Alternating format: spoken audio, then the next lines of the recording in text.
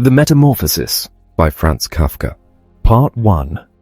One morning, when Gregor Samsa woke from troubled dreams, he found himself transformed in his bed into a horrible vermin. He lay on his armor-like back, and if he lifted his head a little, he could see his brown belly, slightly domed and divided by arches into stiff sections. The bedding was hardly able to cover it, and seemed ready to slide off any moment. His many legs, pitifully thin compared with the size of the rest of him, waved about helplessly as he looked. "What's happened to me?" he thought. It wasn't a dream. His room, a proper human room, although a little too small, lay peacefully between its four familiar walls. A collection of textile samples lay spread out on the table. Samsa was a traveling salesman, and above it there hung a picture that he had recently cut out of an illustrated magazine and housed in a nice gilded frame. It showed a lady, fitted out with a fur hat and fur boa, who sat upright, raising a heavy fur muff that covered the whole of her lower arm towards the viewer. Gregor then turned to look out the window at the dull weather. Drops of rain could be heard, hitting the pane, which made him feel quite sad. How about if I sleep a little bit longer and forget all this nonsense, he thought. But that was something he was unable to do, because he was used to sleeping on his right, and in his present state couldn't get into that position. However hard he threw himself onto his right, he always rolled back to where he was. He must have tried it 100 times, shut his eyes so that he wouldn't have to look at the floundering legs, and only stopped when he began to feel a mild, dull pain there that he had never felt before. "Oh God," he thought, "what a strenuous career it is that I've chosen. Traveling day in and day out, doing business like this, takes much more effort than doing your own business at home, and on top of that, there's the curse of traveling, worries about making train connections, bad and irregular food, contact with different people all the time, so that you can never get to know anyone or become friendly with them. It can all go to hell." He felt a slight itch up on his belly, pushed himself slowly up on his back towards the headboard so that he could lift his head better, found where the itch was, and saw that it was covered with lots of little white spots, which he didn't know what to make of. And when he tried to feel the place with one of his legs, he drew it quickly back, because as soon as he touched it, he was overcome by a cold shudder. He slid back into his former position. "Getting up early all the time," he thought. "It makes you stupid. You've got to get enough sleep. Other traveling salesmen live a life of luxury.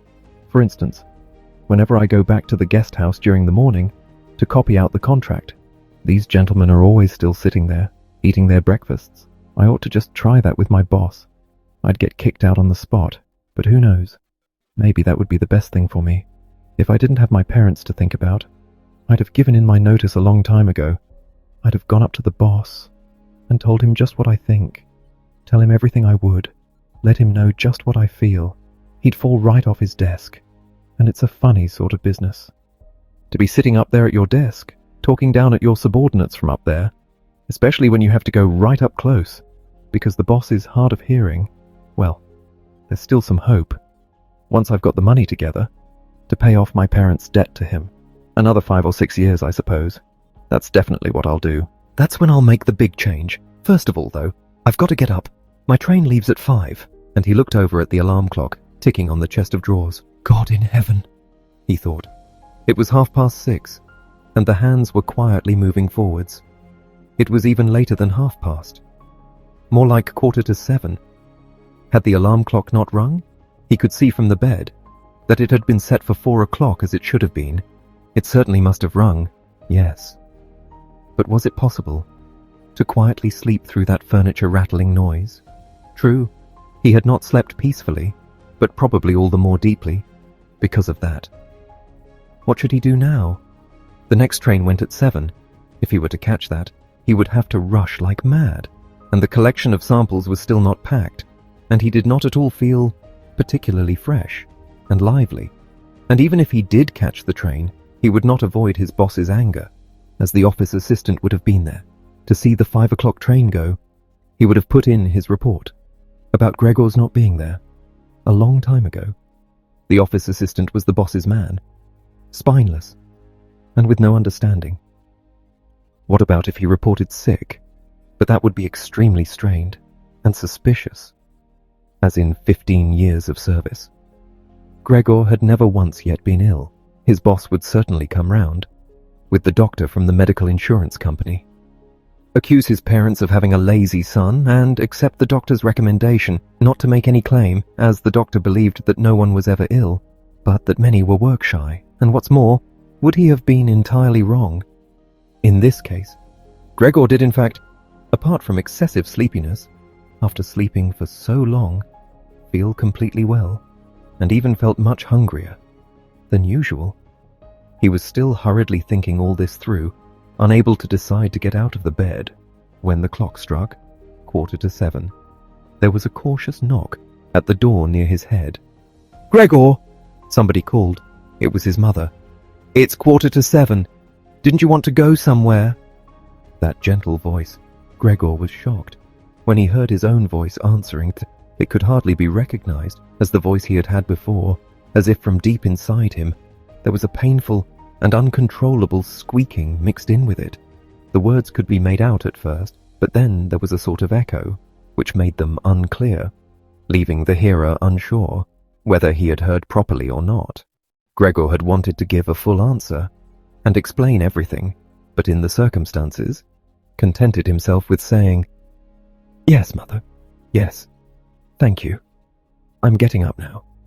The change in Gregor's voice probably could not be noticed outside through the wooden door, as his mother was satisfied with this explanation and shuffled away.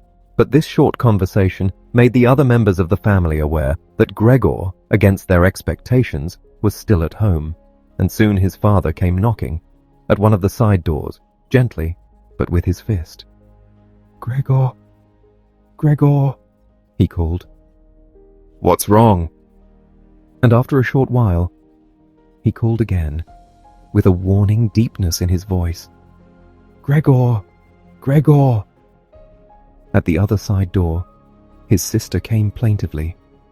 "Gregor, aren't you well? Do you need anything?" Gregor answered to both sides, "I'm ready now," making an effort to remove all the strangeness from his voice by enunciating very carefully and putting long pauses between each individual word. His father went back to his breakfast, but his sister whispered, "Gregor, open the door, I beg of you." Gregor, however, had no thought of opening the door, and instead congratulated himself for his cautious habit, acquired from his travelling, of locking all doors at night, even when he was at home. Was it really not enough to let one of the trainees make inquiries, assuming inquiries were even necessary? Did the chief clerk have to come himself?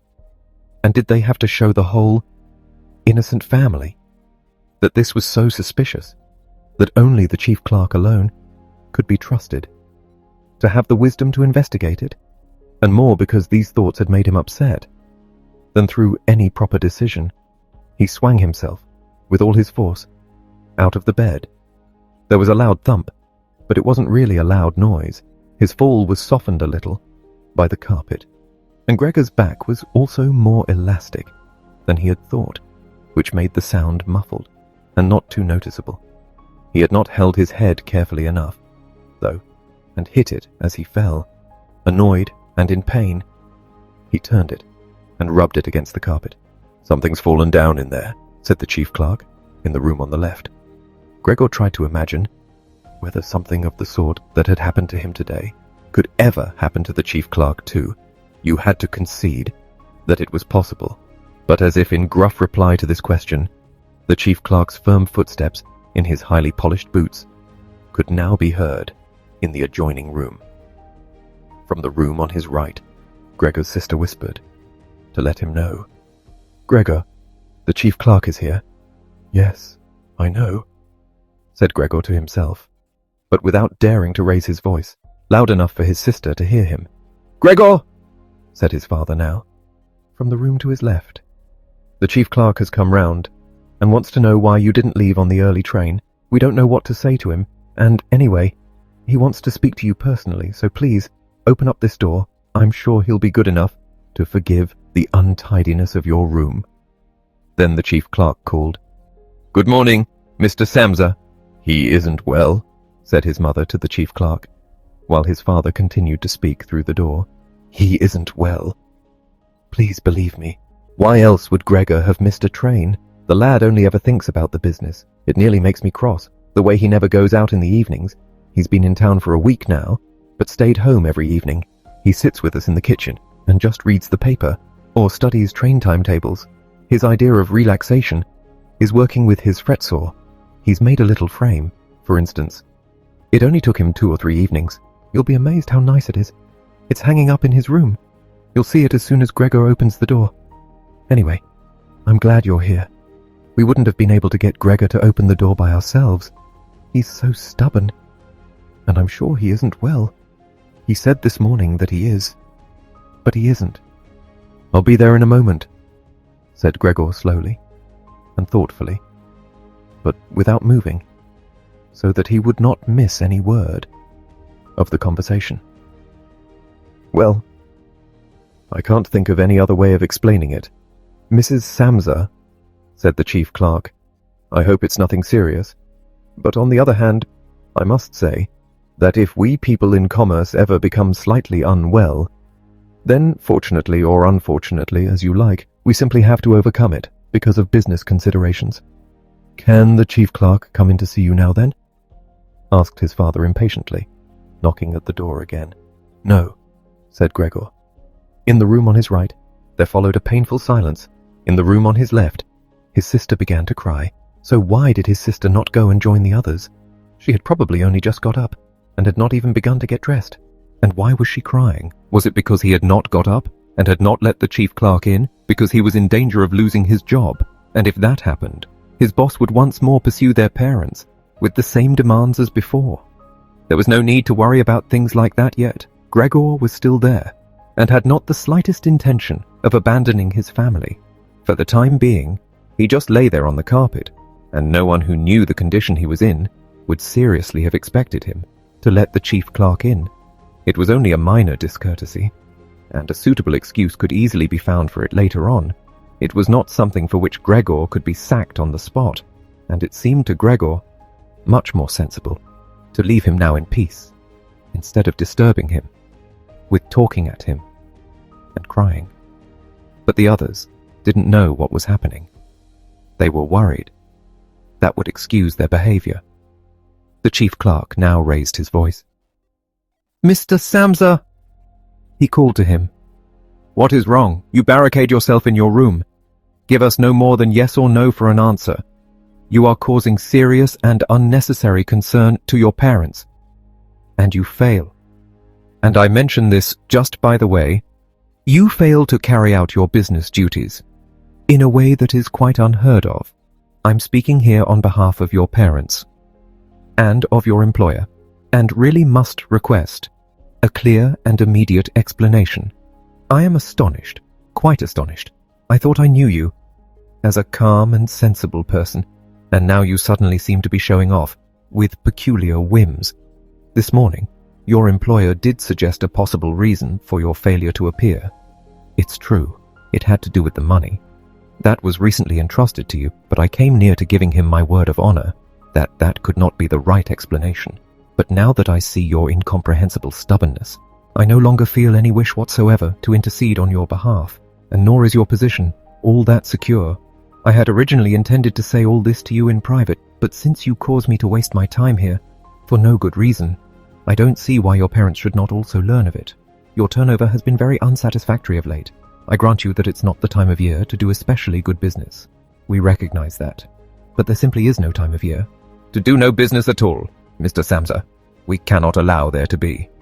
But sir, called Gregor, beside himself, and forgetting all else in the excitement. I'll open up immediately. Just a moment. I'm slightly unwell. An attack of dizziness. I haven't been able to get up. I'm still in bed now. I'm quite fresh again now. Though, I'm just getting out of bed. Just a moment. Be patient. It's not quite as easy as I'd thought. I'm quite all right now, though it's shocking. What can suddenly happen to a person? I was quite all right last night. My parents know about it, perhaps better than me. I had a small symptom of it last night already. They must have noticed it. I don't know why I didn't let you know at work. But you always think you can get over an illness without staying at home. Please, don't make my parents suffer. There's no basis for any of the accusations you're making. Nobody's ever said a word to me about any of these things. Maybe you haven't read the latest contracts I sent in.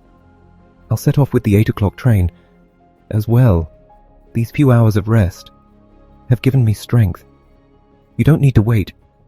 Sir, I'll be in the office soon after you. And please be so good as to tell that to the boss and recommend me to him. Mother! Mother! Said Gregor gently, looking up at her. He had completely forgotten the chief clerk for the moment, but could not help himself, snapping in the air with his jaws at the sight of the flow of coffee. That set his mother screaming anew. She fled from the table and into the arms of his father as he rushed towards her. Gregor, though, had no time to spare for his parents now. The chief clerk had already reached the stairs, with his chin on the banister. He looked back for the last time. Gregor made a run for him. He wanted to be sure of reaching him. The chief clerk must have expected something, as he leapt down several steps at once and disappeared, his shouts resounding. All around the staircase, the flight of the chief clerk seemed, unfortunately, to put Gregor's father into a panic as well. Until then, he had been relatively self-controlled. But now, instead of running after the chief clerk himself, or at least not impeding Gregor as he ran after him, Gregor's father seized the chief clerk's stick in his right hand. The chief clerk had left it behind on a chair, along with his hat and overcoat, picked up a large newspaper from the table with his left, and used them to drive Gregor back into his room, stamping his foot at him as he went. Gregor's appeals to his father were of no help. His appeals were simply not understood. However much he humbly turned his head, his father merely stamped his foot, all the harder. Across the room, despite the chilly weather, Gregor's mother had pulled open a window, leant far out of it, and pressed her hands to her face.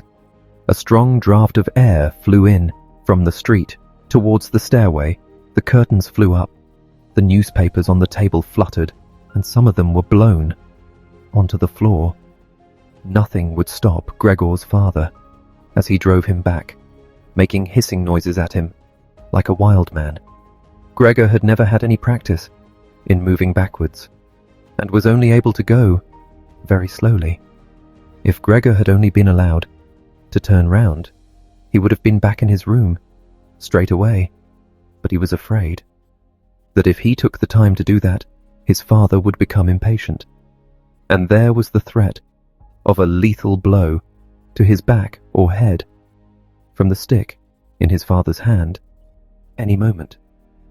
Eventually, though, Gregor realized that he had no choice, as he saw, to his disgust, that he was quite incapable of going backwards in a straight line. So he began, as quickly as possible, and with frequent anxious glances at his father, to turn himself round. It went very slowly, but perhaps his father was able to see his good intentions, as he did nothing to hinder him. In fact, now and then, he used the tip of his stick to give directions from a distance as to which way to turn. If only his father would stop that unbearable hissing. It was making Gregor quite confused. When he had nearly finished turning round, still listening to that hissing, he made a mistake and turned himself back, a little the way he had just come. He was pleased when he finally had his head in front of the doorway, but then saw that it was too narrow, and his body was too broad to get through it without further difficulty. In his present mood, it obviously did not occur to his father to open the other of the double doors so that Gregor would have enough space to get through. He was merely fixed on the idea that Gregor should be got back into his room as quickly as possible. Nor would he ever have allowed Gregor the time to get himself upright as preparation for getting through the doorway. What he did, making more noise than ever, was to drive Gregor forwards, all the harder, as if there had been nothing in the way. It sounded to Gregor as if there was now more than one father behind him. It was not a pleasant experience, and Gregor pushed himself into the doorway without regard for what might happen. One side of his body lifted itself. He lay at an angle, in the doorway. One flank scraped on the white door and was painfully injured, leaving vile brown flecks on it. Soon he was stuck fast and would not have been able to move at all by himself. The little legs along one side hung quivering in the air, while those on the other side were pressed painfully against the ground. Then his father gave him a hefty shove from behind, which released him from where he was held and sent him flying, and heavily bleeding, deep into his room. The door was slammed shut with the stick. Then, finally, all was quiet. It was not until it was getting dark that evening that Gregor awoke from his deep and coma-like sleep. He would have woken soon afterwards anyway, even if he hadn't been disturbed, as he had had enough sleep and felt fully rested. But he had the impression that some hurried steps and the sound of the door leading into the front room, being carefully shut, had woken him. The light from the electric street lamps shone palely here and there onto the ceiling and tops of the furniture, but down below, where Gregor was, it was dark. He pushed himself over to the door, feeling his way clumsily with his antennae, of which he was now beginning to learn the value, in order to see what had been happening there. The whole of his left side seemed like one painfully stretched scar, and he limped badly on his 2 rows of legs. One of the legs had been badly injured in the events of that morning. It was nearly a miracle that only one of them had been, and dragged along lifelessly. It was only when he had reached the door that he realized what it actually was that had drawn him over to it. It was the smell of something to eat. By the door there was a dish filled with sweetened milk, with little pieces of white bread floating in it. He was so pleased, he almost laughed, as he was even hungrier than he had been that morning, and immediately dipped his head into the milk, nearly covering his eyes with it. But he soon drew his head back again, in disappointment. Not only did the pain in his tender left side make it difficult to eat the food, he was only able to eat if his whole body worked together as a snuffling whole. But the milk did not taste at all nice. Milk like this was normally his favorite drink, and his sister had certainly left it there for him because of that. But he turned, almost against his own will, away from the dish and crawled back into the center of the room. Through the crack in the door, Gregor could see that the gas had been lit in the living room. His father at this time would normally be sat with his evening paper, reading it out in a loud voice to Gregor's mother and sometimes to his sister, but there was now not a sound to be heard. Gregor's sister would often write and tell him about this reading, but maybe his father had lost the habit in recent times. It was so quiet, all around too, even though there must have been somebody in the flat. What a quiet life it is, the family lead, said Gregor to himself, and, gazing into the darkness, felt a great pride that he was able to provide a life like that in such a nice home for his sister and parents. But what now, if all this peace and wealth and comfort should come to a horrible and frightening end? And that was something that Gregor did not want to think about too much, so he started to move about, crawling up and down the room. Once during that long evening, the door on one side of the room was opened very slightly and hurriedly closed again. Later on, the door on the other side did the same. It seemed that someone needed to enter the room, but thought better of it. Gregor went and waited immediately by the door, resolved either to bring the timorous visitor into the room in some way, or at least to find out who it was. But the door was opened no more that night, and Gregor waited in vain. The previous morning, while the doors were locked, everyone had wanted to get in there to him. But now that he had opened up one of the doors, and the other had clearly been unlocked some time during the day, no one came, and the keys were in the other sides. It was not until late at night that the gaslight in the living room was put out, and now it was easy to see that parents and sister had stayed awake all that time, as they all could be distinctly heard as they went away together on tiptoe. It was clear that no one would come into Gregor's room any more until morning. That gave him plenty of time to think undisturbed about how he would have to rearrange his life. For some reason, the tall, empty room where he was forced to remain made him feel uneasy as he lay there flat on the floor, even though he had been living in it for 5 years, hardly aware of what he was doing other than a slight feeling of shame. He hurried under the couch. It pressed down on his back a little, and he was no longer able to lift his head, but he nonetheless felt immediately at ease, and his only regret was that his body was too broad to get it all underneath. He spent the whole night there. Some of the time he passed in a light sleep, although he frequently woke from it in alarm because of his hunger, and some of the time was spent in worries and vague hopes, which, however, always led to the same conclusion. For the time being, he must remain calm. He must show patience and the greatest consideration so that his family could bear the unpleasantness that he, in his present condition, was forced to impose on them. Mother Gregor soon had the opportunity to test the strength of his decisions, as early the next morning, almost before the night had ended, his sister, nearly fully dressed, opened the door from the front room and looked anxiously in. She did not see him straight away, but when she did notice him under the couch, he had to be somewhere, for God's sake. He couldn't have flown away. She was so shocked that she lost control of herself and slammed the door shut again from outside. But she seemed to regret her behavior as she opened the door again straight away and came in on tiptoe, as if entering the room of someone seriously ill or even of a stranger. Gregor had pushed his head forward, right to the edge of the couch, and watched her. Would she notice that he had left the milk as it was?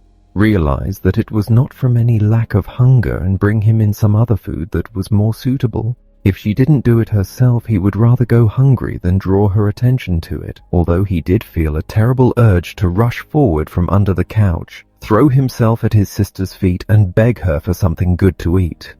However, his sister noticed the full dish immediately and looked at it, and the few drops of milk splashed around it with some surprise. She immediately picked it up, using a rag, not her bare hands, and carried it out.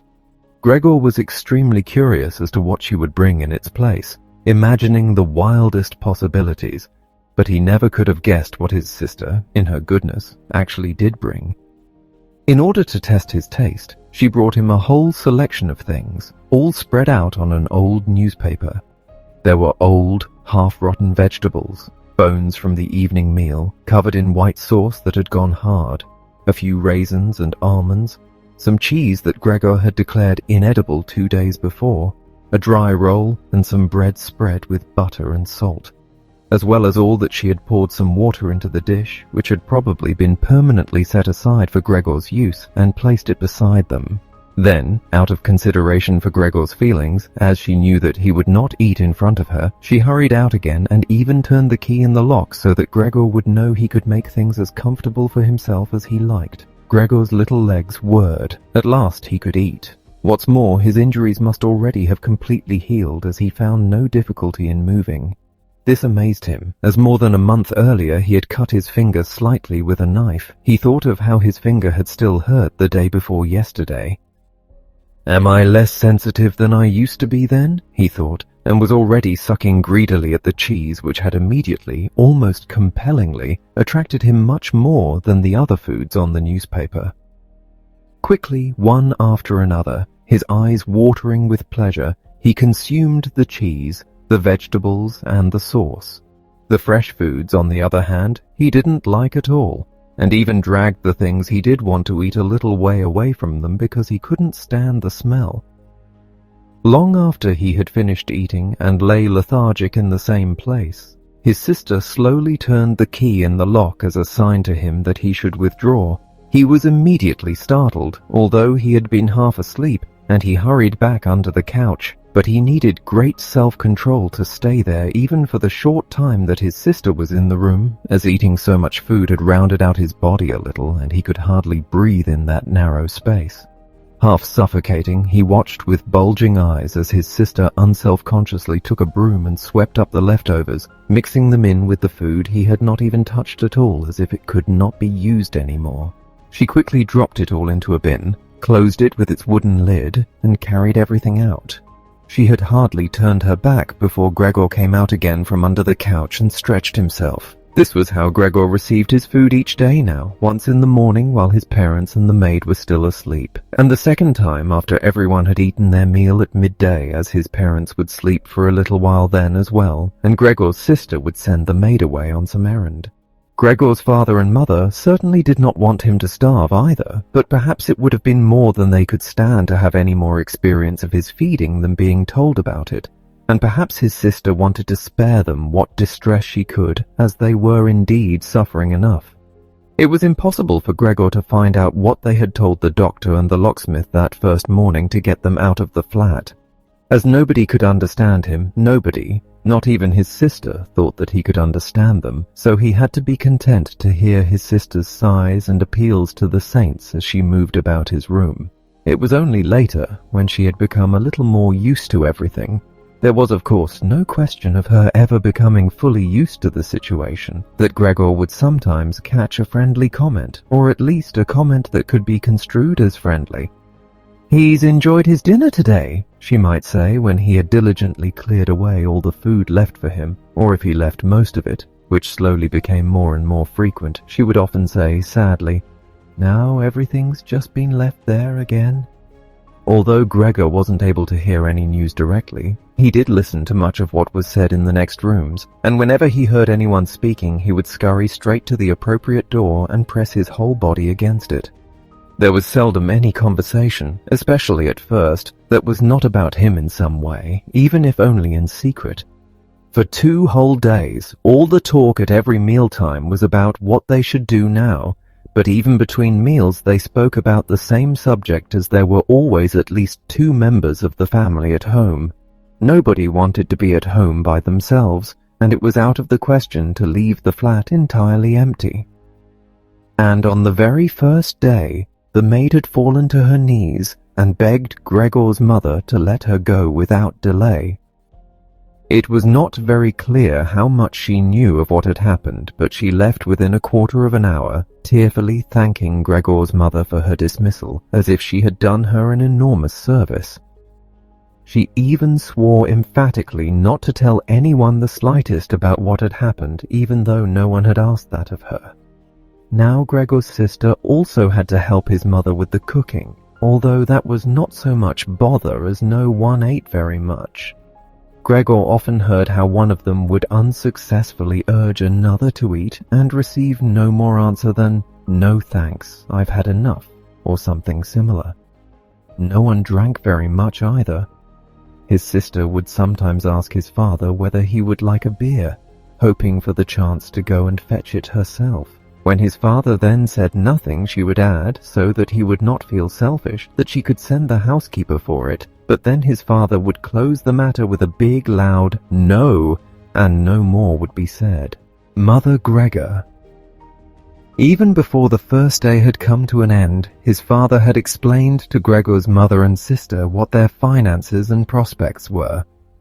Now and then he stood up from the table and took some receipt or document from the little cash box he had saved from his business when it had collapsed 5 years earlier.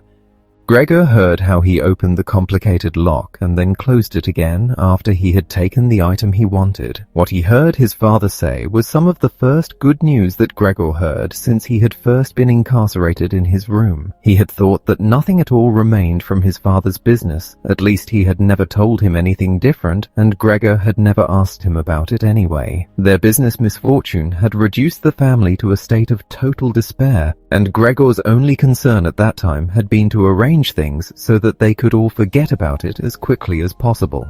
So then he started working especially hard, with a fiery vigor that raised him from a junior salesman to a traveling representative almost overnight, bringing with it the chance to earn money in quite different ways. Gregor converted his success at work straight into cash that he could lay on the table at home for the benefit of his astonished and delighted family. They had been good times, and they had never come again, at least not with the same splendor, even though Gregor had later earned so much that he was in a position to bear the costs of the whole family, and did bear them. They had even got used to it, both Gregor and the family. They took the money with gratitude, and he was glad to provide it, although there was no longer much warm affection given in return. Gregor only remained close to his sister now. Unlike him, she was very fond of music and a gifted and expressive violinist. It was his secret plan to send her to the conservatory next year, even though it would cause great expense that would have to be made up for in some other way. During Gregor's short periods in town, conversation with his sister would often turn to the conservatory, but it was only ever mentioned as a lovely dream that could never be realized. Their parents did not like to hear this innocent talk, but Gregor thought about it quite hard and decided he would let them know what he planned with a grand announcement of it on Christmas Day. That was the sort of totally pointless thing that went through his mind in his present state, pressed upright against the door and listening. There were times when he simply became too tired to continue listening, when his head would fall wearily against the door and he would pull it up again with a start, as even the slightest noise he caused would be heard next door, and they would all go silent. "What's that he's doing now?" his father would say after a while, clearly having gone over to the door, and only then would the interrupted conversation slowly be taken up again. When explaining things, his father repeated himself several times, partly because it was a long time since he had been occupied with these matters himself, and partly because Gregor's mother did not understand everything first time. From these repeated explanations, Gregor learned, to his pleasure, that despite all their misfortunes, there was still some money available from the old days. It was not a lot, but it had not been touched in the meantime, and some interest had accumulated. Besides that, they had not been using up all the money that Gregor had been bringing home every month, keeping only a little for himself, so that too had been accumulating. Behind the door, Gregor nodded with enthusiasm in his pleasure at this unexpected thrift and caution. He could actually have used this surplus money to reduce his father's debt to his boss, and the day when he could have freed himself from that job would have come much closer. But now it was certainly better the way his father had done things. This money, however, was certainly not enough to enable the family to live off the interest. It was enough to maintain them for perhaps 1 or 2 years, no more. That's to say, it was money that should not really be touched but set aside for emergencies. Money to live on had to be earned. His father was healthy but old, and lacking in self-confidence. During the 5 years that he had not been working, the first holiday in a life that had been full of strain and no success, he had put on a lot of weight and become very slow and clumsy. Would Gregor's elderly mother now have to go and earn money? She suffered from asthma, and it was a strain for her just to move about the home. Every other day would be spent struggling for breath on the sofa by the open window. Would his sister have to go and earn money? She was still a child of 17. Her life up till then had been very enviable, consisting of wearing nice clothes, sleeping late, helping out in the business, joining in with a few modest pleasures, and most of all playing the violin. Whenever they began to talk of the need to earn money, Gregor would always first let go of the door and then throw himself onto the cool leather sofa next to it, as he became quite hot with shame and regret.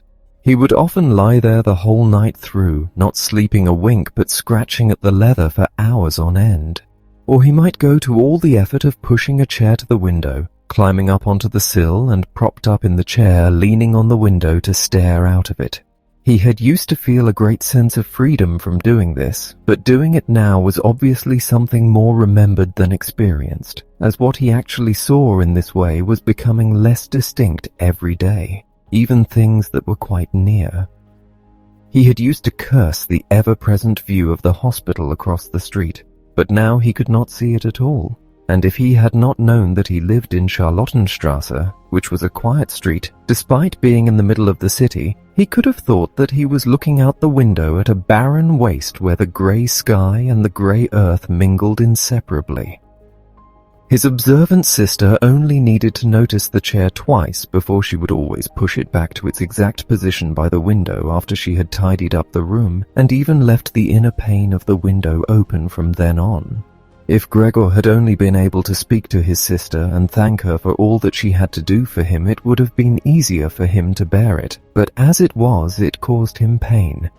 His sister, naturally, tried as far as possible to pretend there was nothing burdensome about it, and the longer it went on, of course, the better she was able to do so. But as time went by, Gregor was also able to see through it all so much better. It had even become very unpleasant for him now, whenever she entered the room. No sooner had she come in than she would quickly close the door as a precaution so that no one would have to suffer the view into Gregor's room. Then she would go straight to the window and pull it hurriedly open, almost as if she were suffocating. Even if it was cold, she would stay at the window breathing deeply for a little while. She would alarm Gregor twice a day with this running about and noise-making. He would stay under the couch shivering the whole while, knowing full well that she would certainly have liked to spare him this ordeal, but it was impossible for her to be in the same room with him with the windows closed. One day, about a month after Gregor's transformation, when his sister no longer had any particular reason to be shocked at his appearance, she came into the room a little earlier than usual and found him still staring out the window, motionless and just where he would be most horrible. In itself, his sister's not coming into the room would have been no surprise for Gregor, as it would have been difficult for her to immediately open the window while he was still there. But not only did she not come in, she went straight back and closed the door behind her. A stranger would have thought he had threatened her and tried to bite her. Gregor went straight to hide himself under the couch, of course, but he had to wait until midday before his sister came back, and she seemed much more uneasy than usual. It made him realize that she still found his appearance unbearable and would continue to do so. She probably even had to overcome the urge to flee when she saw the little bit of him that protruded from under the couch. One day, in order to spare her even this sight, he spent 4 hours carrying the bedsheet over to the couch on his back and arranged it so that he was completely covered, and his sister would not be able to see him even if she bent down. If she did not think this sheet was necessary, then all she had to do was take it off again, as it was clear enough that it was no pleasure for Gregor to cut himself off so completely. She left the sheet where it was. Gregor even thought he glimpsed a look of gratitude one time when he carefully looked out from under the sheet to see how his sister liked the new arrangement. For the first 14 days, Gregor's parents could not bring themselves to come into the room to see him. He would often hear them say how they appreciated all the new work his sister was doing, even though before they had seen her as a girl who was somewhat useless and frequently been annoyed with her. But now the two of them, father and mother, would often both wait outside the door of Gregor's room while his sister tidied up in there, and as soon as she went out again, she would have to tell them exactly how everything looked, what Gregor had eaten, how he had behaved this time, and whether perhaps any slight improvement could be seen. His mother also wanted to go in and visit Gregor relatively soon, but his father and sister at first persuaded her against it. Gregor listened very closely to all this and approved fully.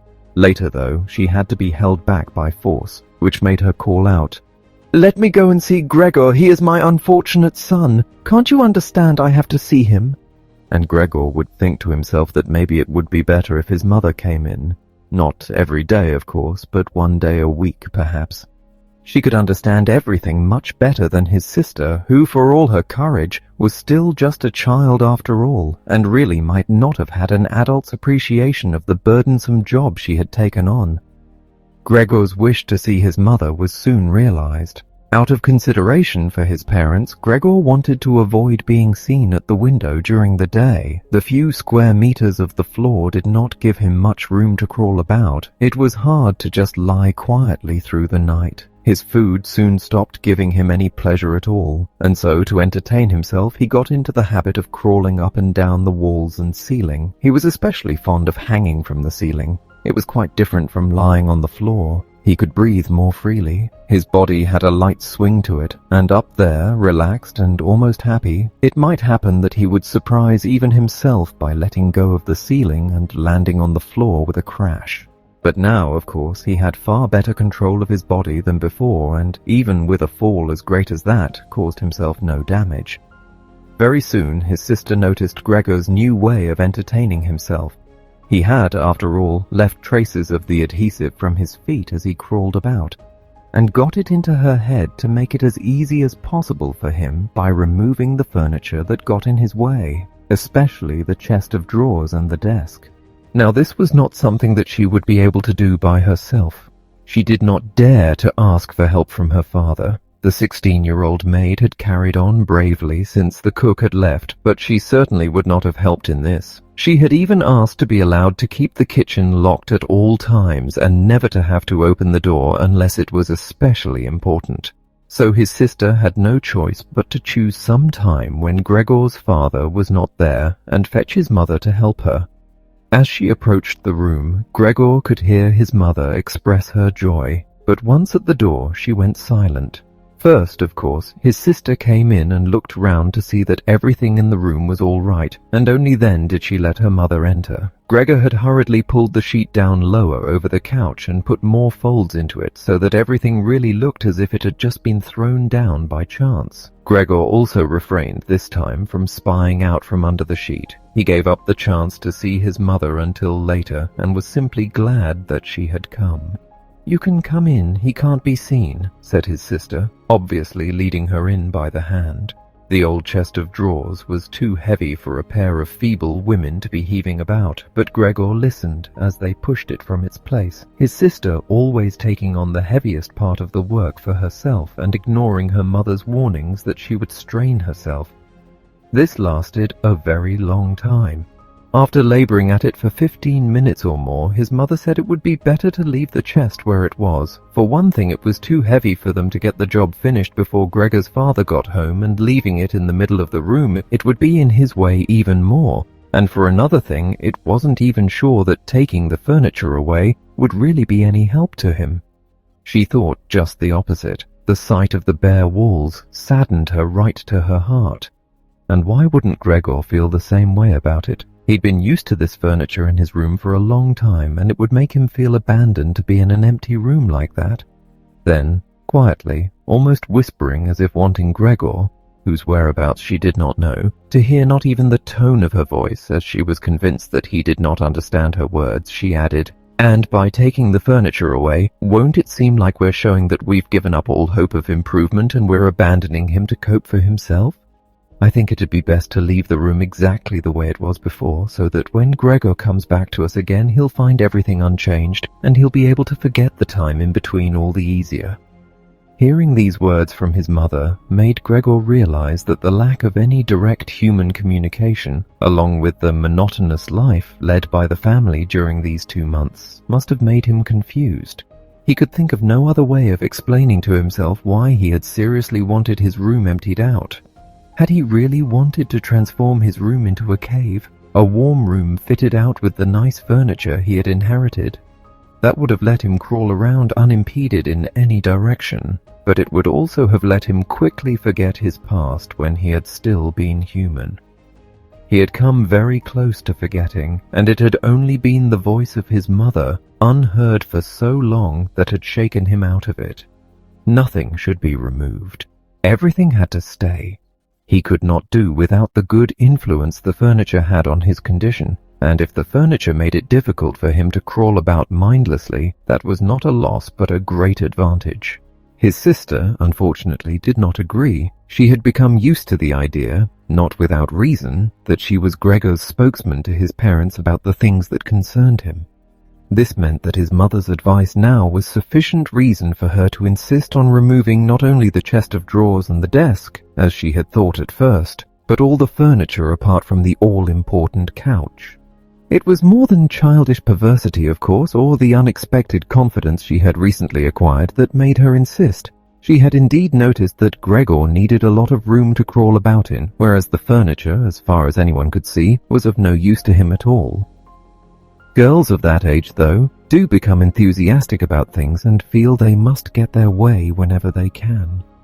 Perhaps this was what tempted Greta to make Gregor's situation seem even more shocking than it was, so that she could do even more for him. Greta would probably be the only one who would dare enter a room dominated by Gregor crawling about the bare walls by himself, so she refused to let her mother dissuade her. Gregor's mother already looked uneasy in his room. She soon stopped speaking and helped Gregor's sister to get the chest of drawers out with what strength she had. The chest of drawers was something that Gregor could do without if he had to, but the writing desk had to stay. Hardly had the two women pushed the chest of drawers, groaning, out of the room, than Gregor poked his head out from under the couch to see what he could do about it. He meant to be as careful and considerate as he could, but, unfortunately, it was his mother who came back first, while Greta in the next room had her arms round the chest, pushing and pulling at it from side to side by herself without, of course, moving it an inch. His mother was not used to the sight of Gregor. He might have made her ill, so Gregor hurried backwards to the far end of the couch. In his startlement, though, he was not able to prevent the sheet at its front from moving a little. It was enough to attract his mother's attention. She stood very still, remained there a moment, and then went back out to Greta. Gregor kept trying to assure himself that nothing unusual was happening. It was just a few pieces of furniture being moved after all, but he soon had to admit that the women going to and fro, their little calls to each other, the scraping of the furniture on the floor, all these things made him feel as if he were being assailed from all sides. With his head and legs pulled in against him and his body pressed to the floor, he was forced to admit to himself that he could not stand all of this much longer. They were emptying his room out, taking away everything that was dear to him. They had already taken out the chest containing his fretsaw and other tools. Now they threatened to remove the writing desk with its place clearly worn into the floor, the desk where he had done his homework as a business trainee at high school, even while he had been at infant school. He really could not wait any longer to see whether the two women's intentions were good. He had nearly forgotten they were there anyway, as they were now too tired to say anything while they worked, and he could only hear their feet as they stepped heavily on the floor. So, while the women were leant against the desk in the other room catching their breath, he sallied out, changed direction 4 times, not knowing what he should say first, before his attention was suddenly caught by the picture on the wall, which was already denuded of everything else that had been on it, of the lady dressed in copious fur. He hurried up onto the picture and pressed himself against its glass. It held him firmly and felt good on his hot belly. This picture, at least, now totally covered by Gregor, would certainly be taken away by no one. He turned his head to face the door into the living room so that he could watch the women when they came back. They had not allowed themselves a long rest and came back quite soon. Greta had put her arm around her mother and was nearly carrying her. "What shall we take now, then?" said Greta, and looked around. Her eyes met those of Gregor on the wall. Perhaps only because her mother was there, she remained calm, bent her face to her so that she would not look round, and said, albeit hurriedly and with a tremor in her voice, "Come on, let's go back in the living room for a while." Gregor could see what Greta had in mind. She wanted to take her mother somewhere safe and then chase him down from the wall. Well, she could certainly try it. He sat unyielding on his picture. He would rather jump at Greta's face. But Greta's words had made her mother quite worried. She stepped to one side, saw the enormous brown patch against the flowers of the wallpaper, and before she even realized it was Gregor that she saw, screamed, "Oh God, oh God!" Arms outstretched, she fell onto the couch as if she had given up everything and stayed there immobile. "Gregor!" shouted his sister, glowering at him and shaking her fist. That was the first word she had spoken to him directly since his transformation. She ran into the other room to fetch some kind of smelling salts to bring her mother out of her faint. Gregor wanted to help too. He could save his picture later, although he stuck fast to the glass and had to pull himself off by force. Then he, too, ran into the next room as if he could advise his sister like in the old days. But he had to just stand behind her doing nothing. She was looking into various bottles. He startled her when she turned round. A bottle fell to the ground and broke. A splinter cut Gregor's face. Some kind of caustic medicine splashed all over him. Now, without delaying any longer, Greta took hold of all the bottles she could and ran with them in to her mother. She slammed the door shut with her foot. So now Gregor was shut out from his mother, who, because of him, might be near to death. He could not open the door if he did not want to chase his sister away, and she had to stay with his mother. There was nothing for him to do but wait. And, oppressed with anxiety and self-reproach, he began to crawl about. He crawled over everything. Walls, furniture, ceiling, and finally, in his confusion, as the whole room began to spin around him, he fell down into the middle of the dinner table. He lay there for a while, numb and immobile. All around him, it was quiet. Maybe that was a good sign. Then there was someone at the door. The maid, of course, had locked herself in her kitchen so that Greta would have to go and answer it. His father had arrived home. "What's happened?" were his first words. Greta's appearance must have made everything clear to him. She answered him with subdued voice and openly pressed her face into his chest. "Mother's fainted, but she's better now." Gregor got out. "Just as I expected," said his father. "Just as I always said, but you women wouldn't listen, would you?" It was clear to Gregor that Greta had not said enough and that his father took it to mean that something bad had happened, that he was responsible for some act of violence. That meant Gregor would now have to try to calm his father, as he did not have the time to explain things to him even if that had been possible. So he fled to the door of his room and pressed himself against it so that his father, when he came in from the hall, could see straight away that Gregor had the best intentions and would go back into his room without delay, that it would not be necessary to drive him back, but that they had only to open the door and he would disappear. His father, though, was not in the mood to notice subtleties like that. "Ah!" he shouted as he came in, sounding as if he were both angry and glad at the same time. Gregor drew his head back from the door and lifted it towards his father. He really had not imagined his father the way he stood there now. Of late, with his new habit of crawling about, he had neglected to pay attention to what was going on the rest of the flat the way he had done before. He really ought to have expected things to have changed, but still, was that really his father?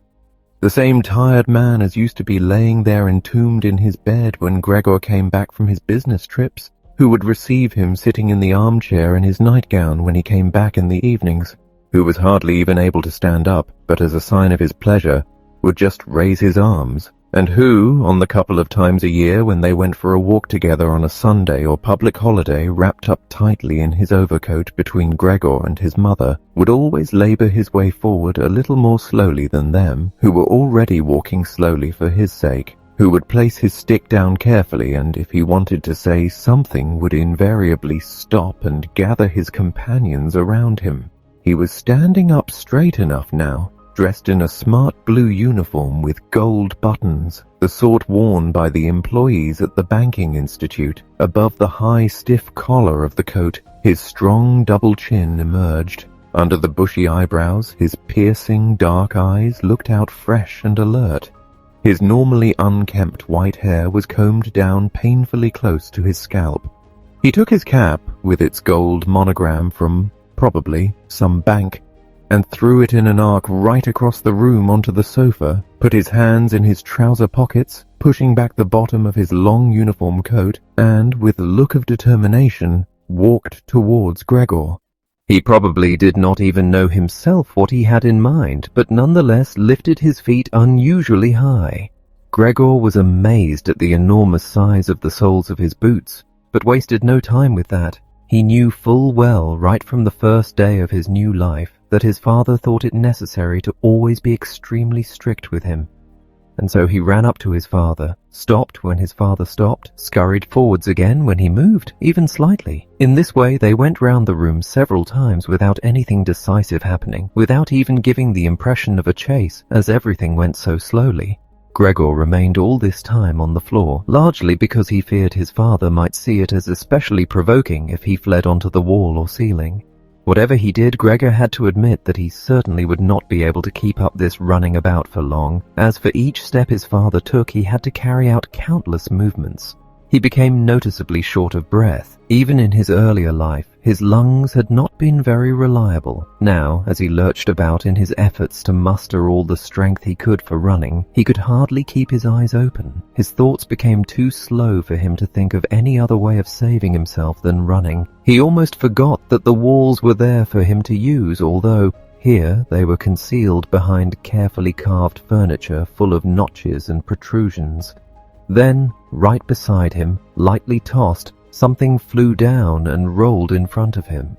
It was an apple. Then another one immediately flew at him. Gregor froze in shock. There was no longer any point in running, as his father had decided to bombard him. He had filled his pockets with fruit from the bowl on the sideboard, and now, without even taking the time for careful aim, threw one apple after another. These little red apples rolled about on the floor, knocking into each other as if they had electric motors. An apple thrown without much force glanced against Gregor's back and slid off without doing any harm. Another one, however, immediately following it, hit squarely and lodged in his back. Gregor wanted to drag himself away, as if he could remove the surprising, the incredible pain by changing his position, but he felt as if nailed to the spot and spread himself out, all his senses in confusion. The last thing he saw was the door of his room being pulled open. His sister was screaming. His mother ran out in front of her in her blouse, as his sister had taken off some of her clothes after she had fainted to make it easier for her to breathe. She ran to his father, her skirts unfastened and sliding one after another to the ground. Stumbling over the skirts, she pushed herself to his father, her arms around him, uniting herself with him totally. Now Gregor lost his ability to see anything, her hands behind his father's head begging him to spare Gregor's life. Part 3. No one dared to remove the apple lodged in Gregor's flesh, so it remained there as a visible reminder of his injury. He had suffered it there for more than a month, and his condition seemed serious enough to remind even his father that Gregor, despite his current sad and revolting form, was a family member who could not be treated as an enemy. On the contrary, as a family there was a duty to swallow any revulsion for him and to be patient, just to be patient. Because of his injuries, Gregor had lost much of his mobility, probably permanently. He had been reduced to the condition of an ancient invalid, and it took him long minutes to crawl across his room. Crawling over the ceiling was out of the question, but this deterioration in his condition was fully, in his opinion, made up for by the door to the living room being left open every evening. He got into the habit of closely watching it for 1 or 2 hours before it was opened, and then, lying in the darkness of his room where he could not be seen from the living room, he could watch the family in the light of the dinner table and listen to their conversation, with everyone's permission in a way, and thus quite differently from before. They no longer held the lively conversations of earlier times, of course, the ones that Gregor always thought about with longing when he was tired and getting into the damp bed in some small hotel room. All of them were usually very quiet nowadays. Soon after dinner, his father would go to sleep in his chair. His mother and sister would urge each other to be quiet. His mother, bent deeply under the lamp, would sew fancy underwear for a fashion shop. His sister, who had taken a sales job, learned shorthand and French in the evening so that she might be able to get a better position later on. Sometimes his father would wake up and say to Gregor's mother, "You're doing so much sewing again today," as if he did not know that he had been dozing. And then he would go back to sleep again while mother and sister would exchange a tired grin. With a kind of stubbornness, Gregor's father refused to take his uniform off even at home. While his nightgown hung unused on its peg, Gregor's father would slumber where he was, fully dressed, as if always ready to serve and expecting to hear the voice of his superior even here. The uniform had not been new to start with, but as a result of this it slowly became even shabbier despite the efforts of Gregor's mother and sister to look after it. Gregor would often spend the whole evening looking at all the stains on this coat, with its gold buttons always kept polished and shiny, while the old man in it would sleep, highly uncomfortable but peaceful. As soon as it struck 10, Gregor's mother would speak gently to his father to wake him and try to persuade him to go to bed, as he couldn't sleep properly where he was, and he really had to get his sleep if he was to be up at 6 to get to work. But since he had been in work, he had become more obstinate and would always insist on staying longer at the table, even though he regularly fell asleep, and it was then harder than ever to persuade him to exchange the chair for his bed. Then, however much mother and sister would importune him with little reproaches and warnings, he would keep slowly shaking his head for a quarter of an hour with his eyes closed and refusing to get up. Gregor's mother would tug at his sleeve, whisper endearments into his ear. Gregor's sister would leave her work to help her mother, but nothing would have any effect on him. He would just sink deeper into his chair. Only when the two women took him under the arms, he would abruptly open his eyes, look at them one after the other and say, "What a life! This is what peace I get in my old age." And supported by the two women, he would lift himself up carefully as if he were carrying the greatest load himself, let the women take him to the door, send them off and carry on by himself, while Gregor's mother would throw down her needle and his sister her pen so that they could run after his father and continue being of help to him, who, in this tired and overworked family, would have had time to give more attention to Gregor than was absolutely necessary. The household budget became even smaller, so now the maid was dismissed, an enormous, thick-boned charwoman with white hair that flapped around her head came every morning and evening to do the heaviest work. Everything else was looked after by Gregor's mother, on top of the large amount of sewing work she did.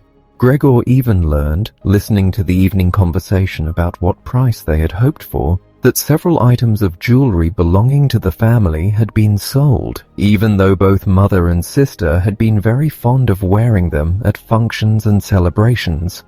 But the loudest complaint was that although the flat was much too big for their present circumstances, they could not move out of it. There was no imaginable way of transferring Gregor to the new address. He could see quite well, though, that there were more reasons than consideration for him that made it difficult for them to move. It would have been quite easy to transport him in any suitable crate with a few air holes in it.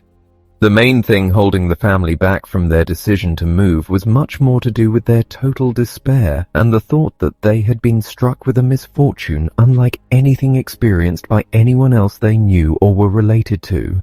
They carried out absolutely everything that the world expects from poor people. Gregor's father brought bank employees their breakfast. His mother sacrificed herself by washing clothes for strangers. His sister ran back and forth behind her desk at the behest of the customers, but they just did not have the strength to do any more, and the injury in Gregor's back began to hurt as much as when it was new. After they had come back from taking his father to bed, Gregor's mother and sister would now leave their work where it was and sit close together, cheek to cheek. His mother would point to Gregor's room and say, "Close that door, Greta." And then, when he was in the dark again, they would sit in the next room and their tears would mingle, or they would simply sit there staring dry-eyed at the table. Gregor hardly slept at all, either night or day. Sometimes he would think of taking over the family's affairs, just like before, the next time the door was opened. He had long forgotten about his boss and the chief clerk, but they would appear again in his thoughts. The salesman and the apprentices, that stupid tea-boy, 2 or 3 friends from other businesses, one of the chambermaids from a provincial hotel, a tender memory that appeared and disappeared again, a cashier from a hat shop for whom his attention had been serious but too slow.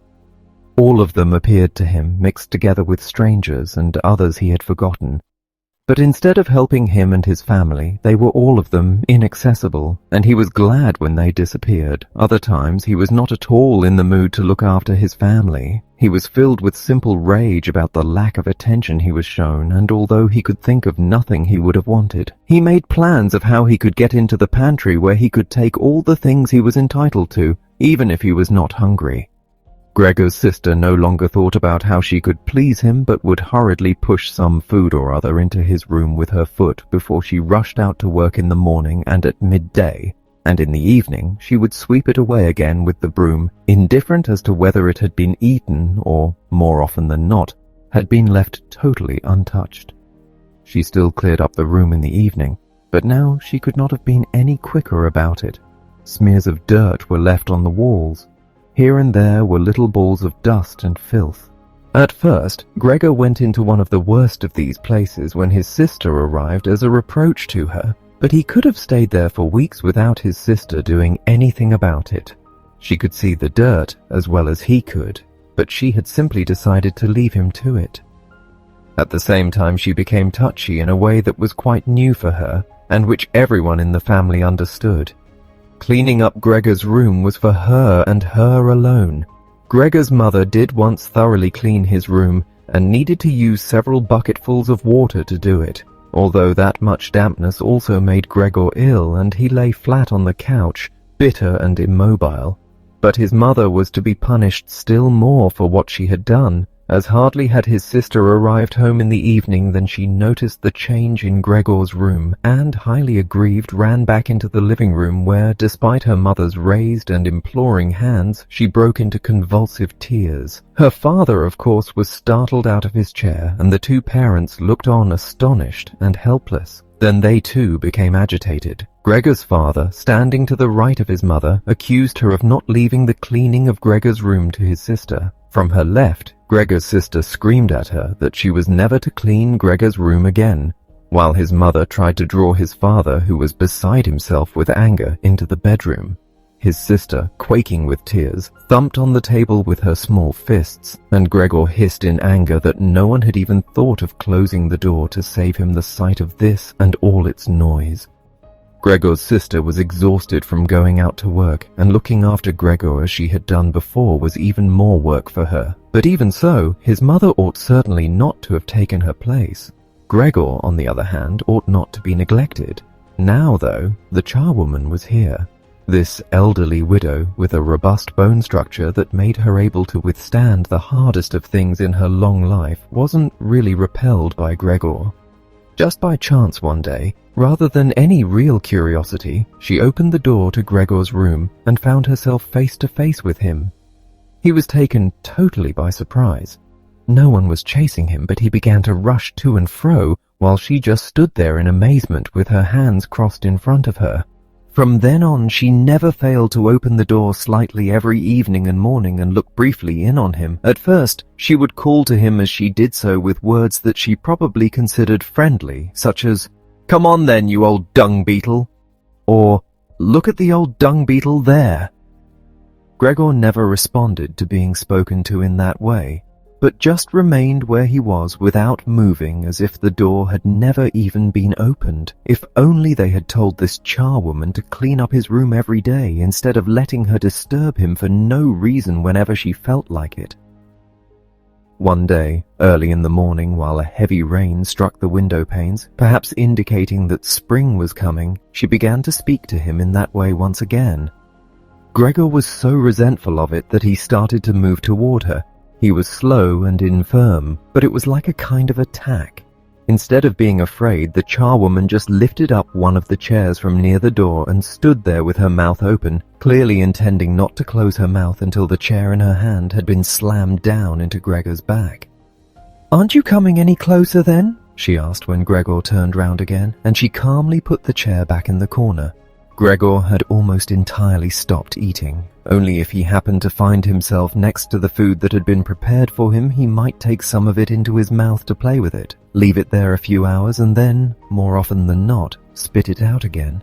At first he thought it was distress at the state of his room that stopped him eating, but he had soon got used to the changes made there. They had got into the habit of putting things into this room that they had no room for anywhere else, and there were now many such things as one of the rooms in the flat had been rented out to 3 gentlemen. These earnest gentlemen, all 3 of them, had full beards, as Gregor learned peering through the crack in the door one day, were painfully insistent on things being tidy. This meant not only in their own room, but since they had taken a room in this establishment, in the entire flat and especially in the kitchen.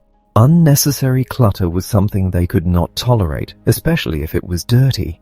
They had moreover brought most of their own furnishings and equipment with them. For this reason, many things had become superfluous, which, although they could not be sold, the family did not wish to discard. All these things found their way into Gregor's room. The dustbins from the kitchen found their way in there too. The charwoman was always in a hurry, and anything she couldn't use for the time being, she would just chuck in there. He, fortunately, would usually see no more than the object and the hand that held it. The woman most likely meant to fetch the things back out again when she had time and the opportunity, or to throw everything out in one go. But what actually happened was that they were left where they landed when they had first been thrown, unless Gregor made his way through the junk and moved it somewhere else. At first he moved it because, with no other room free where he could crawl about, he was forced to, but later on he came to enjoy it, although moving about in the way left him sad and tired to death, and he would remain immobile for hours afterwards. The gentleman who rented the room would sometimes take their evening meal at home in the living room that was used by everyone, and so the door to this room was often kept closed in the evening. But Gregor found it easy to give up having the door open. He had, after all, often failed to make use of it when it was open and, without the family having noticed it, lain in his room in its darkest corner. One time, though, the charwoman left the door to the living room slightly open, and it remained open when the gentleman who rented the room came in the evening and the light was put on. They sat up at the table where, formerly, Gregor had taken his meals with his father and mother. They unfolded the serviettes and picked up their knives and forks. Gregor's mother immediately appeared in the doorway with a dish of meat, and soon behind her came his sister with a dish piled high with potatoes. The food was steaming and filled the room with its smell.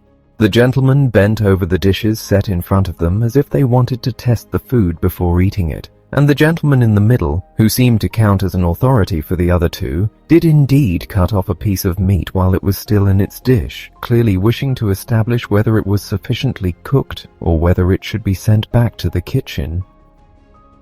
It was to his satisfaction, and Gregor's mother and sister, who had been looking on anxiously, began to breathe again and smiled. The family themselves ate in the kitchen. Nonetheless, Gregor's father came into the living room before he went into the kitchen, bowed once with his cap in his hand, and did his round of the table. The gentlemen stood as one and mumbled something into their beards. Then, once they were alone, they ate in near-perfect silence. It seemed remarkable to Gregor that, above all the various noises of eating, their chewing teeth could still be heard, as if they had wanted to show Gregor that you need teeth in order to eat, and it was not possible to perform anything with jaws that are toothless, however nice they might be. "I'd like to eat something," said Gregor anxiously, "but not anything like they're eating. They do feed themselves, and here I am, dying." Throughout all this time, Gregor could not remember having heard the violin being played, but this evening it began to be heard from the kitchen. The three gentlemen had already finished their meal. The one in the middle had produced a newspaper, given a page to each of the others, and now they leant back in their chairs, reading them and smoking. When the violin began playing, they became attentive, stood up and went on tiptoe over to the door of the hallway where they stood pressed against each other. Someone must have heard them in the kitchen as Gregor's father called out, "Is the playing perhaps unpleasant for the gentleman? We can stop it straight away." "On the contrary," said the middle gentleman, "would the young lady not like to come in and play for us here in the room? Where it is, after all, much more cozy and comfortable." "Oh yes, we'd love to," called back Gregor's father as if he had been the violin player himself. The gentleman stepped back into the room and waited. Gregor's father soon appeared with the music stand, his mother with the music and his sister with the violin. She calmly prepared everything for her to begin playing. His parents, who had never rented a room out before and therefore showed an exaggerated courtesy towards the three gentlemen, did not even dare to sit on their own chairs. His father leant against the door with his right hand pushed in between two buttons on his uniform coat. His mother, though, was offered a seat by one of the gentlemen and sat, leaving the chair where the gentleman happened to have placed it, out of the way in a corner. His sister began to play. Father and mother paid close attention, one on each side, to the movements of her hands. Drawn in by the playing, Gregor had dared to come forward a little and already had his head in the living room. Before, he had taken great pride in how considerate he was, but now it hardly occurred to him that he had become so thoughtless about the others. What's more, there was now all the more reason to keep himself hidden, as he was covered in the dust that lay everywhere in his room and flew up at the slightest movement. He carried threads, hairs, and remains of food about on his back and sides. He was much too indifferent to everything now to lay on his back and wipe himself on the carpet like he had used to do several times a day. And despite this condition, he was not too shy to move forward a little onto the immaculate floor of the living room. No one noticed him, though. The family was totally preoccupied with the violin playing. At first, the three gentlemen had put their hands in their pockets and come up far too close behind the music stand to look at all the notes being played, and they must have disturbed Gregor's sister, but soon, in contrast with the family, they withdrew back to the window with their heads sunk and talking to each other at half volume, and they stayed by the window while Gregor's father observed them anxiously. It really now seemed very obvious that they had expected to hear some beautiful or entertaining violin playing, but had been disappointed that they had had enough of the whole performance, and it was only now out of politeness that they allowed their peace to be disturbed. It was especially unnerving, the way they all blew the smoke from their cigarettes upwards from their mouth and noses. Yet Gregor's sister was playing so beautifully.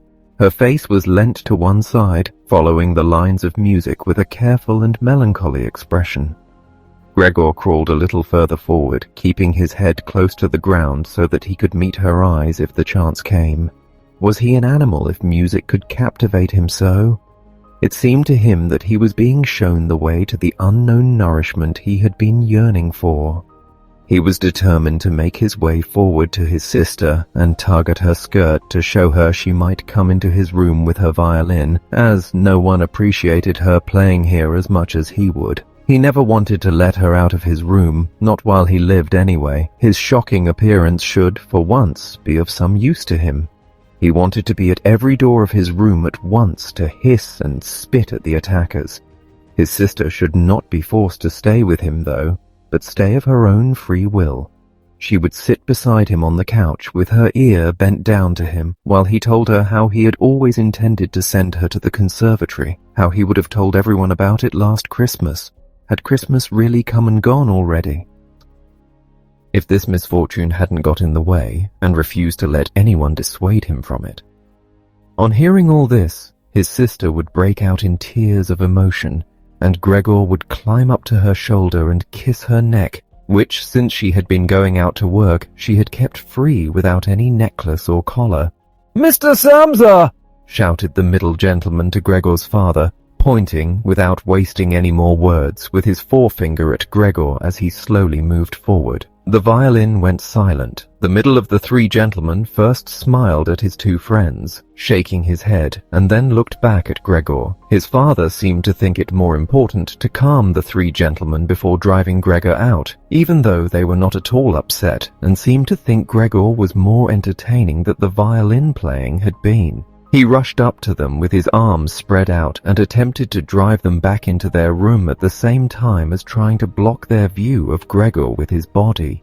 Now they did become a little annoyed, and it was not clear whether it was his father's behavior that annoyed them, or the dawning realization that they had had a neighbor like Gregor in the next room without knowing it.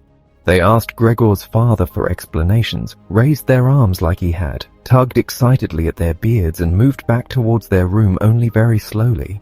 Meanwhile, Gregor's sister had overcome the despair she had fallen into when her playing was suddenly interrupted.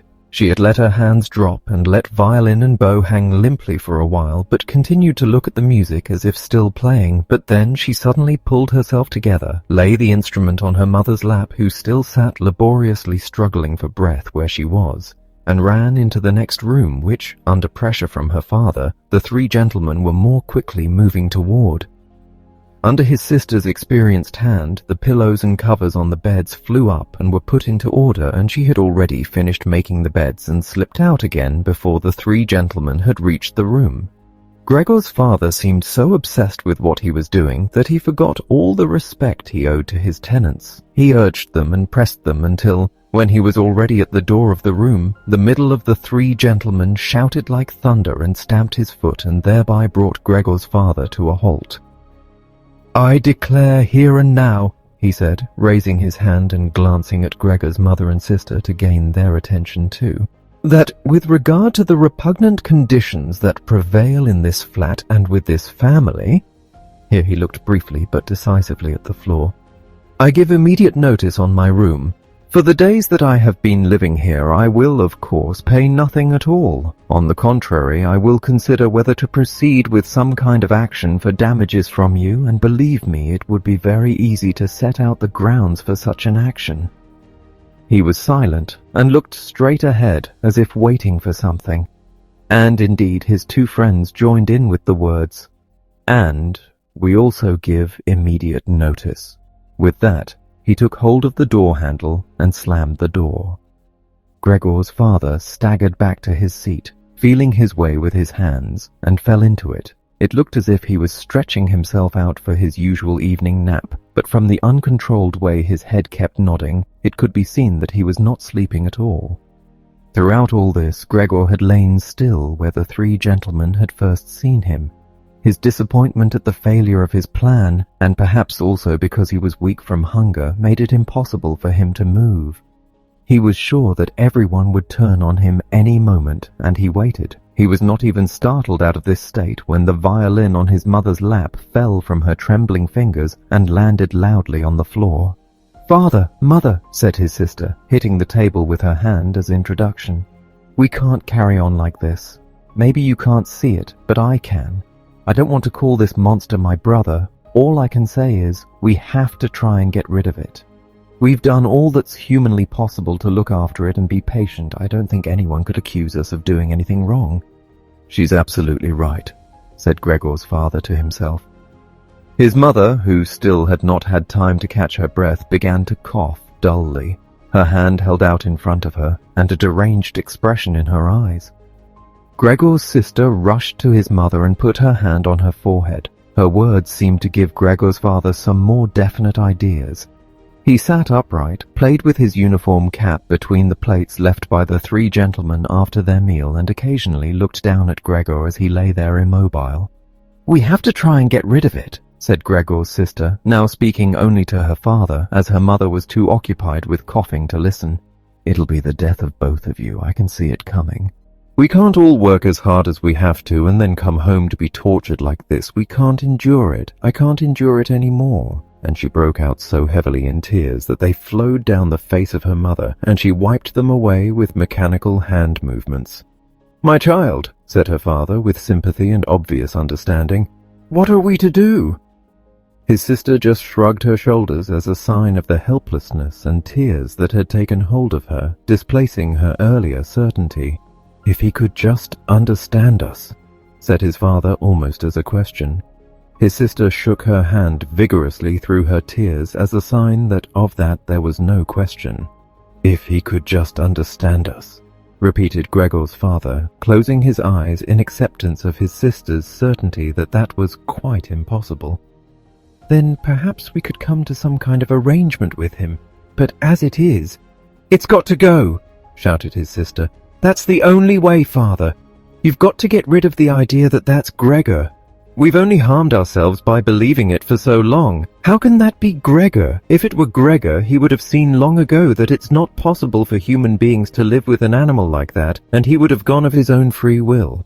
We wouldn't have a brother anymore then, but we could carry on with our lives and remember him with respect. As it is, this animal is persecuting us. It's driven out our tenants. It obviously wants to take over the whole flat and force us to sleep on the streets. Father, look, just look!" she suddenly screamed. "He's starting again." In her alarm, which was totally beyond Gregor's comprehension, his sister even abandoned his mother as she pushed herself vigorously out of her chair as if more willing to sacrifice her own mother than stay anywhere near Gregor. She rushed over to behind her father, who had become excited merely because she was, and stood up half raising his hands in front of Gregor's sister as if to protect her. But Gregor had had no intention of frightening anyone, least of all his sister. All he had done was begin to turn round so that he could go back into his room, although that was in itself quite startling, as his pain-racked condition meant that turning round required a great deal of effort, and he was using his head to help himself do it, repeatedly raising it and striking it against the floor. He stopped and looked round. They seemed to have realized his good intention and had only been alarmed briefly. Now they all looked at him in unhappy silence. His mother lay in her chair with her legs stretched out and pressed against each other, her eyes nearly closed with exhaustion. His sister sat next to his father with her arms around his neck. "Maybe now they'll let me turn round," thought Gregor, and went back to work. He could not help panting loudly with the effort and had sometimes to stop and take a rest. No one was making him rush any more. Everything was left up to him. As soon as he had finally finished turning round, he began to move straight ahead. He was amazed at the great distance that separated him from his room, and could not understand how he had covered that distance in his weak state a little while before, and almost without noticing it. He concentrated on crawling as fast as he could, and hardly noticed that there was not a word, not any cry, from his family to distract him. He did not turn his head until he had reached the doorway. He did not turn it all the way round, as he felt his neck becoming stiff, but it was nonetheless enough to see that nothing behind him had changed. Only his sister had stood up. With his last glance, he saw that his mother had now fallen completely asleep. He was hardly inside his room before the door was hurriedly shut, bolted and locked. The sudden noise behind Gregor so startled him that his little legs collapsed under him. It was his sister who had been in so much of a rush. She had been standing there waiting and sprung forward lightly. Gregor had not heard her coming at all, and as she turned the key in the lock, she said loudly to her parents, "At last!" "What now then?" Gregor asked himself as he looked round in the darkness. He soon made the discovery that he could no longer move at all. This was no surprise to him. It seemed rather that being able to actually move around on those spindly little legs until then was unnatural. He also felt relatively comfortable. It is true that his entire body was aching, but the pain seemed to be slowly getting weaker and weaker, and would finally disappear altogether. He could already hardly feel the decayed apple in his back, or the inflamed area around it, which was entirely covered in white dust. He thought back of his family with emotion and love. If it was possible, he felt that he must go away even more strongly than his sister. He remained in this state of empty and peaceful rumination until he heard the clock tower strike 3 in the morning. He watched as it slowly began to get light everywhere outside the window too. Then, without his willing it, his head sank down completely, and his last breath flowed weakly from his nostrils. When the cleaner came in early in the morning, they'd often asked her not to keep slamming the doors, but with her strength and in her hurry she still did, so that everyone in the flat knew when she'd arrived, and from then on it was impossible to sleep in peace. She made her usual brief look in on Gregor, and at first found nothing special. She thought he was laying there so still on purpose, playing the martyr. She attributed all possible understanding to him. She happened to be holding the long broom in her hand, so she tried to tickle Gregor with it from the doorway. When she had no success with that, she tried to make a nuisance of herself and poked at him a little, and only when she found she could shove him across the floor with no resistance at all did she start to pay attention.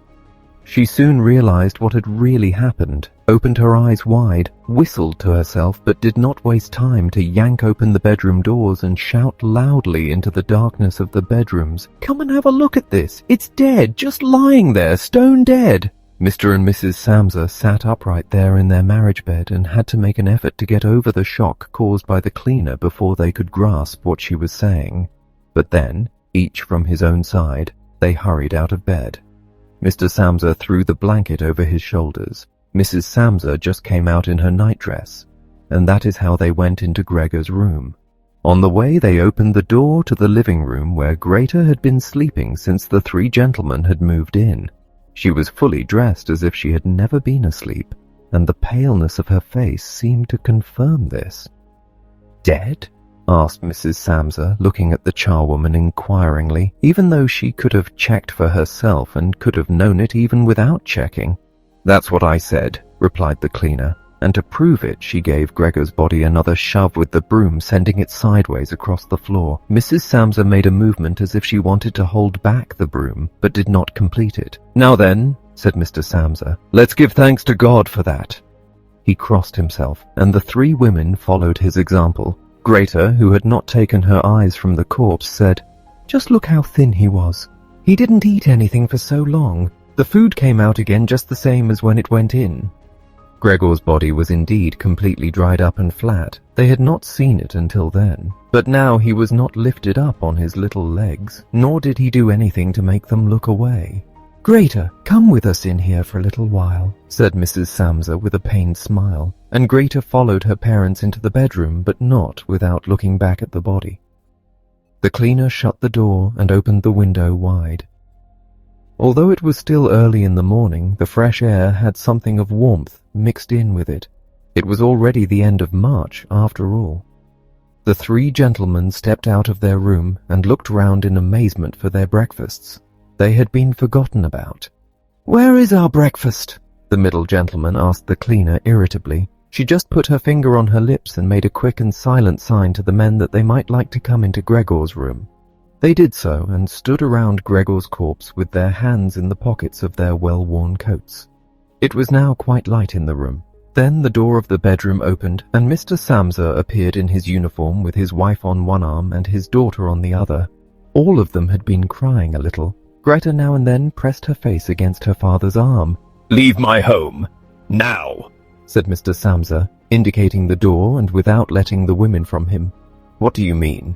Asked the middle of the three gentlemen, somewhat disconcerted, and he smiled sweetly. The other two held their hands behind their backs and continually rubbed them together in gleeful anticipation of a loud quarrel which could only end in their favor. I mean just what I said, answered Mr. Samsa, and, with his two companions, went in a straight line towards the man. At first he stood there still, looking at the ground as if the contents of his head were rearranging themselves into new positions. All right, we'll go then, he said, and looked up at Mr. Samsa as if he had been suddenly overcome with humility and wanted permission again from Mr. Samsa for his decision. Mr. Samsa merely opened his eyes wide and briefly nodded to him several times. At that, and without delay, the man actually did take long strides into the front hallway. His two friends had stopped rubbing their hands some time before and had been listening to what was being said. Now they jumped off after their friend as if taken with a sudden fear that Mr. Samsa might go into the hallway in front of them and break the connection with their leader. Once there, all three took their hats from the stand, took their sticks from the holder, bowed without a word, and left the premises. Mr. Samsa and the two women followed them out onto the landing, but they had had no reason to mistrust the men's intentions, and as they leaned over the landing they saw how the three gentlemen made slow but steady progress down the many steps. As they turned the corner on each floor, they disappeared and would reappear a few moments later. The further down they went, the more that the Samsa family lost interest in them, when a butcher's boy, proud of posture with his tray on his head, passed them on his way up and came nearer than they were. Mr. Samsa and the women came away from the landing and went, as if relieved, back into the flat. They decided the best way to make use of that day was for relaxation and to go for a walk. Not only had they earned a break from work, but they were in serious need of it. So they sat at the table and wrote 3 letters of excusal, Mr. Samsa to his employers, Mrs. Samsa to her contractor, and Greta to her principal. The cleaner came in while they were writing to tell them she was going. She'd finished her work for that morning. The 3 of them at first just nodded without looking up from what they were writing, and it was only when the cleaner still did not seem to want to leave that they looked up in irritation. "Well?" asked Mr. Samsa. The charwoman stood in the doorway with a smile on her face as if she had some tremendous good news to report, but would only do it if she was clearly asked to. The almost vertical little ostrich feather on her hat, which had been source of irritation to Mr. Samsa all the time she had been working for them, swayed gently in all directions. "What is it you want, then?" asked Mrs. Samsa, whom the cleaner had the most respect for. "Yes," she answered, and broke into a friendly laugh that made her unable to speak straight away. "Well then, that thing in there, you needn't worry about how you're going to get rid of it. That's all been sorted out." Mrs. Samsa and Greta bent down over their letters, as if intent on continuing with what they were writing. Mr. Samsa saw that the cleaner wanted to start describing everything in detail, but with outstretched hand, he made it quite clear that she was not to. So, as she was prevented from telling them all about it, she suddenly remembered what a hurry she was in, and clearly peeved, called out, "Cheerio then, everyone!" turned round sharply and left, slamming the door terribly as she went. "Tonight she gets sacked," said Mr. Samsa, but he received no reply from either his wife or his daughter, as the charwoman seemed to have destroyed the peace they had only just gained. They got up and went over to the window, where they remained with their arms around each other. Mr. Samsa twisted round in his chair to look at them and sat there watching for a while. Then he called out, "Come here then, let's forget about all that old stuff, shall we? Come and give me a bit of attention." The two women immediately did as he said, hurrying over to him, where they kissed him and hugged him, and then they quickly finished their letters. After that, the three of them left the flat together, which was something they had not done for months, and took the tram out to the open country outside the town. They had the tram, filled with warm sunshine, all to themselves. Leant back comfortably on their seats, they discussed their prospects and found that on closer examination, they were not at all bad. Until then, they had never asked each other about their work, but all three had jobs which were very good and held particularly good promise for the future. The greatest improvement for the time being, of course, would be achieved quite easily by moving house. What they needed now was a flat that was smaller and cheaper than the current one which had been chosen by Gregor, one that was in a better location and, most of all, more practical. All the time, Greta was becoming livelier. With all the worry they had been having of late, her cheeks had become pale, but while they were talking, Mr. and Mrs. Samsa were struck, almost simultaneously, with the thought of how their daughter was blossoming into a well-built and beautiful young lady. They became quieter. Just from each other's glance, and almost without knowing it, they agreed that it would soon be time to find a good man for her. And, as if in confirmation of their new dreams and good intentions, as soon as they reached their destination, Greta was the first to get up and stretch out her young body.